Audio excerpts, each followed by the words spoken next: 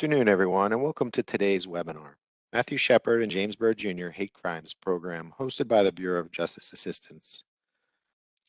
At this time, I'd like to introduce today's presenter, Sunny Schnitzer, Policy Advisor with the Bureau of Justice Assistance, to begin the presentation. Sunny. Thank you so much, and good afternoon, everyone. Thank you all so much for joining this program funding webinar. My name is Sunny Schnitzer, and I'm a Policy Advisor with the Bureau of Justice Assistance on the Courts, Communities, and Strategic Partnerships team. Before we jump into today's webinar, I'll spend a few quick minutes sharing an overview of the Office of Justice Programs and the Bureau of Justice Assistance. The Office of Justice Programs is a federal agency that provides leadership, grants, training, and technical assistance and other resources to improve the nation's capacity to prevent and reduce crime, to assist victims and enhance the rule of law by strengthening criminal and juvenile justice systems. Its 6 program offices support state and local crime-fighting efforts, fund thousands of victim service programs, help communities manage sex offenders, address the needs of youth in the system and children in danger, and provide vital research and data.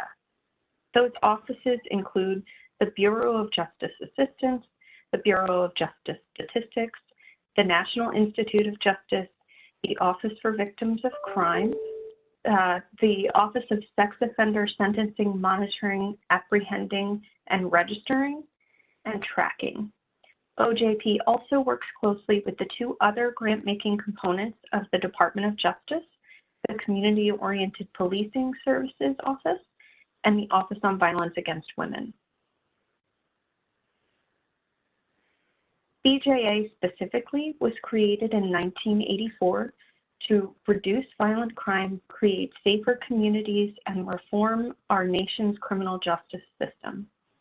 BJA strengthens the nation's criminal justice system and helps America's state, local, and tribal jurisdictions reduce and prevent crime, reduce recidivism, promote a fair and safe criminal justice system. BJA focuses its programmatic and policy efforts on providing a wide range of resources, including training and technical assistance to law enforcement, to courts, corrections, treatment, reentry, justice information sharing, and community-based partners to address chronic and emerging criminal justice challenges nationwide. One of the ways that BJA supports the field is by keeping track of emerging issues. As many of you know, there has been a precipitous increase in violent hate crimes committed in the U.S. over the past several years. In response to this increase in hate crimes, BJA is seeking applications that employ a comprehensive approach to prevent and address hate crimes, including outreach and education of the public and victims, education of law enforcement and prosecution staff and partners, and responses to hate incidents and crimes. Further, the program supports the investigation and prosecution of these hate crimes. Hate crimes can be more violent and involve greater victim injury as compared to other victimizations, yet they are substantially underreported. Victim reluctance to contact law enforcement may arise from perceptions of police bias, distrust of law enforcement or the criminal justice system, or barriers such as language or concerns about immigration status. As law enforcement agencies use data to inform their strategies and allocation of resources, this can pose a unique challenge in addressing hate crimes. This underreporting and identification of hate crimes can also grow out of a lack of training and understanding on the part of law enforcement and prosecutors, resulting in their inability to identify, report, or charge these crimes and effectively investigate and prosecute them. Hate crimes have a devastating effect beyond the harm inflicted on any one victim. They reverberate through families, communities, and the entire nation as others fear that they too will be threatened, attacked, or forced from their homes because of what they look like, who they are, where they worship, who they love, or whether they have a disability. Like other crimes, the vast majority of hate crimes in the United States are investigated under state law and prosecuted by local, state, and tribal authorities. Now, before we jump into the content that we'll be requesting as a part of these applications, I do want to take just a few minutes today to discuss the two men for which this program is named, Matthew Shepard and James Byrd Jr. Matthew Shepard was robbed, tortured, tied to a fence along a country road, and left to die by two men who offered him a ride home from a local bar. The investigation into Matthew Shepard's death found strong evidence that his attackers targeted him because he was gay.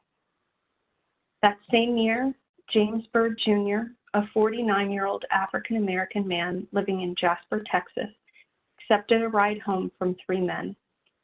They drove him to the remote edge of town, where they beat him severely, tied him by the ankles to the back of a pickup truck, and dragged him to his death.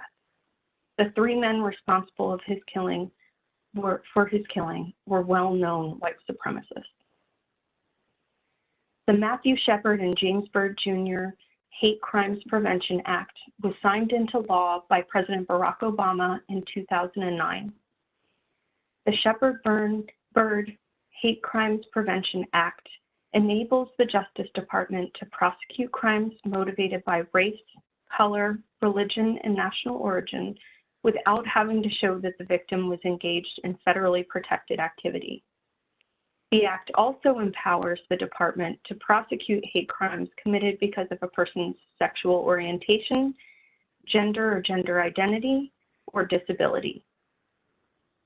On the 5-year anniversary of the signing of the Shepard-Byrd Hate Crimes Act, Mrs. Shepard, Matthew's mother, said, "On the long road to passing this law, Dennis and I always kept in mind the true purpose, which was not only to see that justice is done for hate crimes victims and their loved ones, but more importantly, to educate the public about the sheer size of this problem and the community about the exact ways it can protect them. The Bureau of Justice Assistance is administering this program named in memory of Shepard and Byrd. The Act authorizes this grant program to improve the investigation and prosecution of hate crimes at the state, local, and tribal level." Specifically, this program is designed to build strong collaboration between law enforcement and prosecutors and community-based organizations. This could include schools, colleges and universities, and other community-based partners to conduct outreach and to do education for individuals and groups at risk for experiencing hate crime.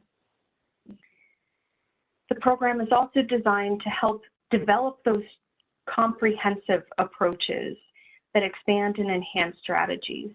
So it supports tools, policies, procedures, any resources that increase the reporting and identification and charging of hate crimes, including victim reporting.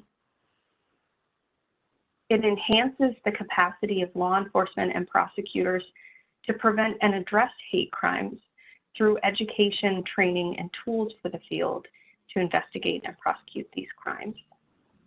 And it encourages and enhances collaboration between federal, state, local, and tribal law enforcement and prosecution agencies in their investigations and prosecutions of hate crimes. As a quick reminder, the Matthew Shepard and James Byrd Jr. Hate Crimes Program solicitation was released on April 1st of 2022, and the grants.gov deadline for this particular application is May 27th. The Just Grants deadline for the full application is going to be on June 1st of this year. One thing I do want to highlight, unlike in years past when that deadline for the Just Grants full application had been at 11:59, this year it is going to be at 8:59 p.m. Eastern Time. So that is a change from previous years. So as we've discussed, the Matthew Shepard and James Byrd Jr. Hate Crimes Program supports efforts made by state, local, and tribal law enforcement and prosecution agencies and their partners in conducting outreach, educating practitioners and the public, enhancing victim reporting tools, and investigating and prosecuting hate crimes committed on the basis of a victim's perceived or actual race, color, religion, national origin, sexual orientation, gender, gender identity, or disability. The following entities are eligible to apply for this program: state, local, and tribal law enforcement and prosecution agencies. And we have some additional information on the screen about what qualifies for that. And then applicants are also encouraged to partner with other agencies, whether it's nonprofits or, as I mentioned earlier, other institutions of education, other partners, to support specific things such as outreach, education, investigation, and prosecution of hate crimes. And for this solicitation, BJA expects to make approximately 22 awards. The estimated award amount is $400,000. Very important to note here that for this program, the performance period is expected to be 48 months, and applications, each budget year included in applications should not exceed $100,000 per year in the performance period. The total amount anticipated to be awarded is $8.7 million, and the anticipated start date for these programs would be October 1st of this year.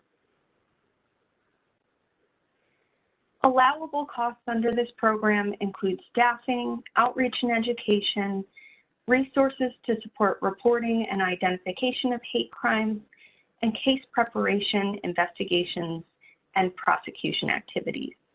There is not a match requirement for this solicitation. One quick note that I do want to mention is that I've been using the term reporting somewhat interchangeably. There are two important topics that are both covered under this umbrella of a solicitation related to reporting. The first is the programs can support activities aimed at increasing victim reporting to law enforcement. The second is that the program can be used to assist law enforcement agencies in identifying and reporting out data on the number of hate crimes that have been reported to them. That includes both to the public and through the National Incident-Based Reporting System, or NIBRS. So the application as it's submitted should include the SF-424, or the application for federal assistance, a program abstract, a program narrative, a budget detail worksheet and narrative, an indirect cost rate agreement, tribal authorizing resolution, and a few other forms like that if applicable. Certainly a disclosure of lobbying activities and a few additional attachments listed on the next slide. So those additional attachments will include a time and task plan, resumes and job descriptions of key staff, and disclosure of proposed sub-recipients. So those will be your partner organizations. It will also include applicant disclosure pending applications for similar activities, research and independence integrity form, and a request and justification of employee compensation waiver, again, if applicable. So as I mentioned, each proposal will be required to include a proposal abstract. That should be no longer than 400 words, summarizing the proposed project, including the purpose of the project, the primary activities, the expected outcomes, the service area, the intended beneficiaries, and the subrecipients, if known. And it should be included in the Just Grants web-based form. You'll need to include the applicant name, the performance period, the total funds requested, and key partners.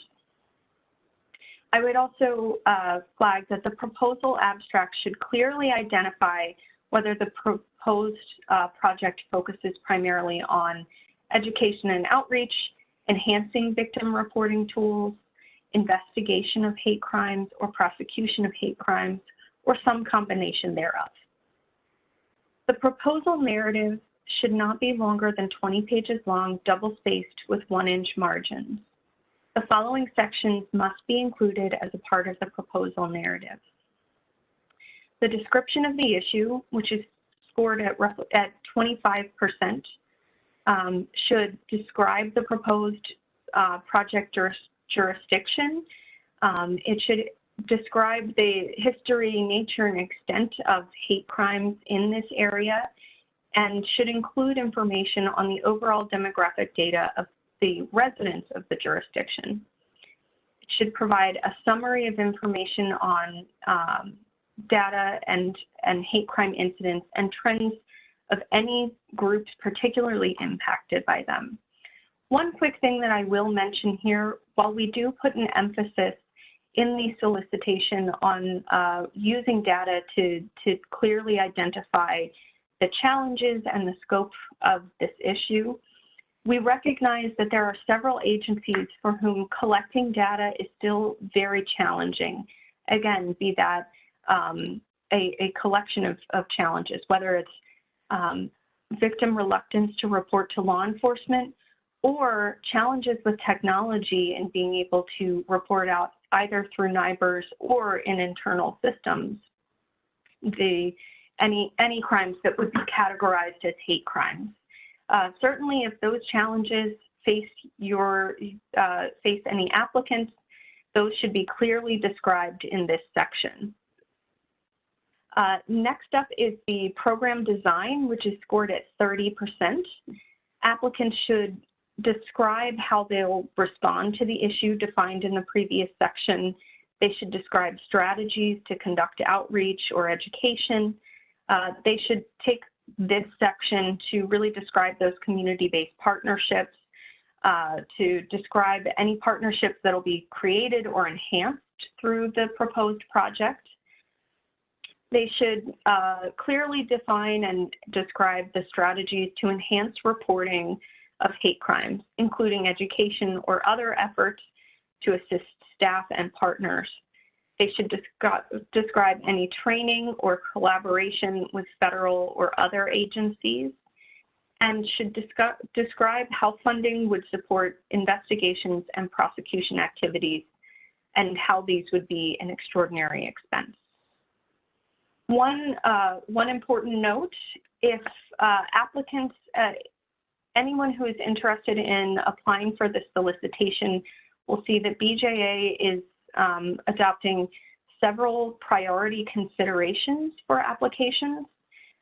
For those applicants who are looking to apply for or who are seeking priority consideration for priority 1A, that should be described in this section. And so it should address in this section how the proposed project will address issues related to racial equity and the removal of barriers to access and opportunity, and or contribute to greater access to services for communities that have been historically marginalized, underserved, and adversely affected by inequality. The capabilities and competencies section of the application is also scored at 30%. This should describe the applicant's management structure, identify key partners and staff, should describe how the applicant and partners will implement the program. It should discuss any previous collaboration that will be enhanced upon, and should describe how effective communication between parties and coordination will be executed through the duration of the program.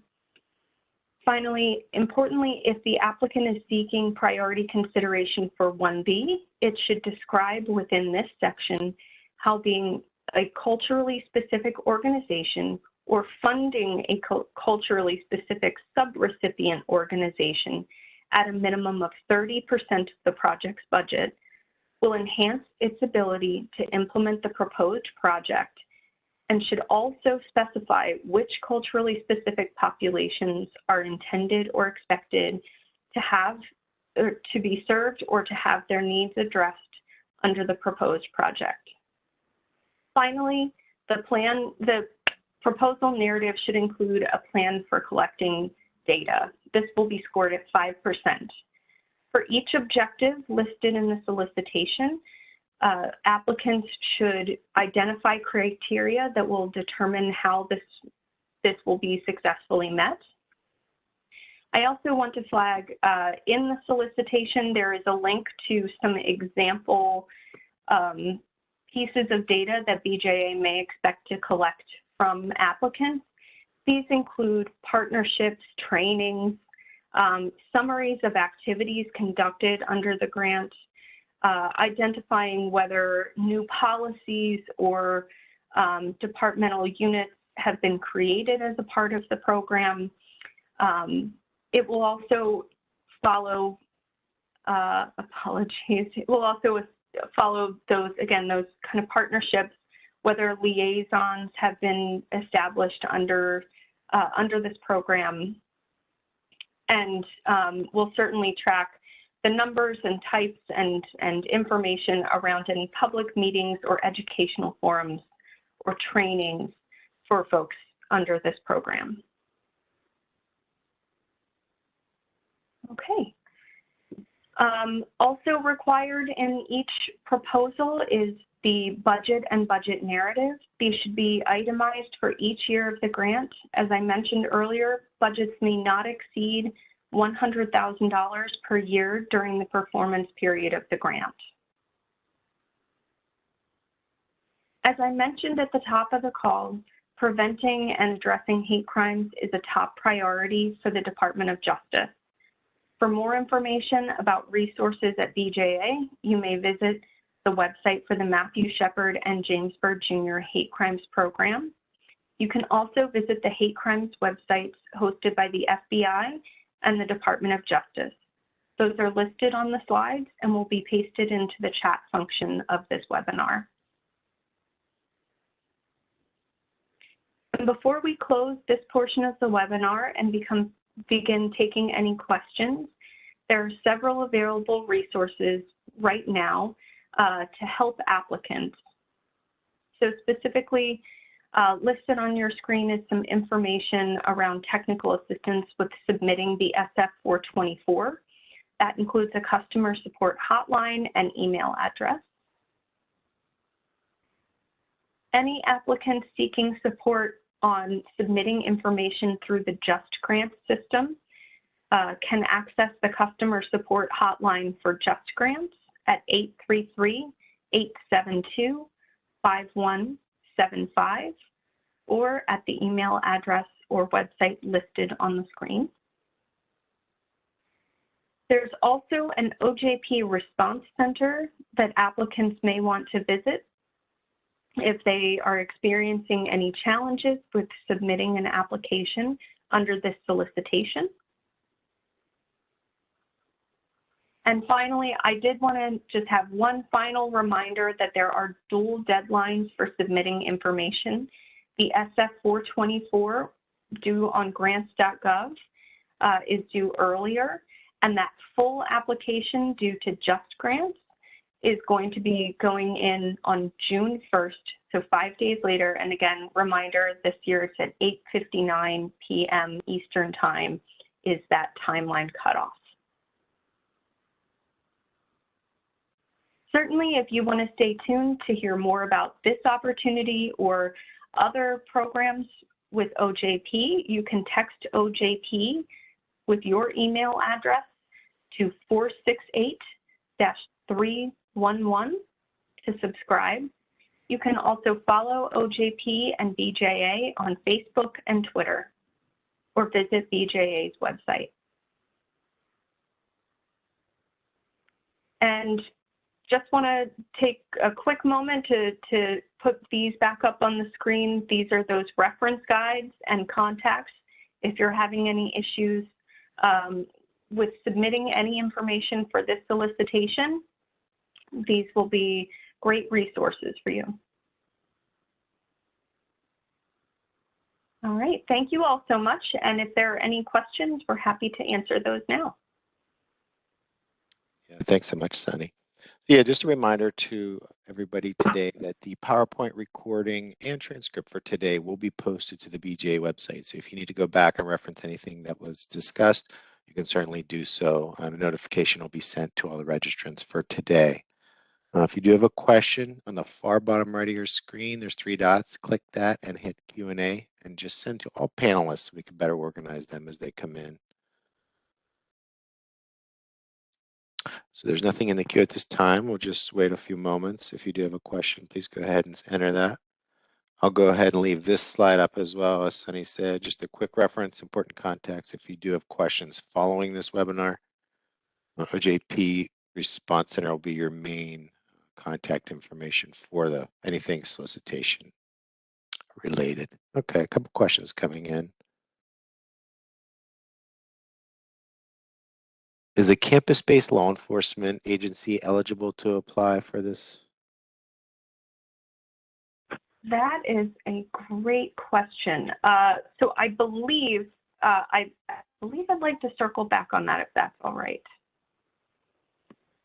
I believe the requirement is a state or local unit of government, but I'll circle back if that's all right. Is one of the requirements for the grant to have open and potential hate crimes and hate incidents on record? They're asking particularly because their counties only had, a history of one hate crime prosecuted on record within the past 10 or so years. Sure. So that is not a requirement of this particular program. We are encouraging reporting of data and issues. I will say too, if there are challenges, for example, with reporting through the NIBRS program, this program can be a great way to address those challenges. As a reporting requirement through BJA, we will likely be asking about the number and type of incidents that have occurred in your jurisdiction. Okay, the next question is, there was a mention that's preferable to have some money go to a group that focuses on specific underserved communities. Can you just elaborate on this and also perhaps address whether this would include umbrella organizations that already focus on underserved communities simultaneously, particularly a anti-hate coalition? Sure, I would be happy to respond to that. So I believe the particular priority that was mentioned in this question is priority 1B. There's additional information towards the front of the solicitation that really lays out in more detail what the requirements are to be considered under priority 1B. I don't know that I'd be able to give an answer about a specific organization and whether that could be considered. But certainly after reviewing the solicitation, if you have specific questions, certainly feel free to submit those through the OJP Resource Center. And then there was mention on the eligibility for educational institutions partnering with law enforcement. They're part of the university of a state university. However, they only train law enforcement. Is that something that would be considered for eligibility? Sure. So eligibility refers to the applicant that's submitting the application. Those are limited to law enforcement and prosecution agencies. Those agencies, however, can partner with other partners. So whether that's a university, a training center, that would be an eligible partnership. Is there a list available to view on previous grant recipients to this program? There is. Actually, if we can bring back up the slide on BJA or DOJ resources on hate crimes. The BJA's website for the Matthew Shepard and James Byrd Jr. Hate Crimes Program does have links not only to the current solicitation, but to previous solicitations and to current awards. One thing that I will mention as a part of this program is, in addition to awarding site-based awards, we do have a comprehensive training and technical assistance provider. So in addition to awards made under this program, awardees are also offered really comprehensive training and technical assistance from one of our partner organizations. Nothing in the queue at this time, Sunny. All right. Well, thank you all so much for participating. Okay, great. So on behalf of the Bureau of Justice Assistance and our panelists, we want to thank you for joining today's webinar. This will end today's presentation.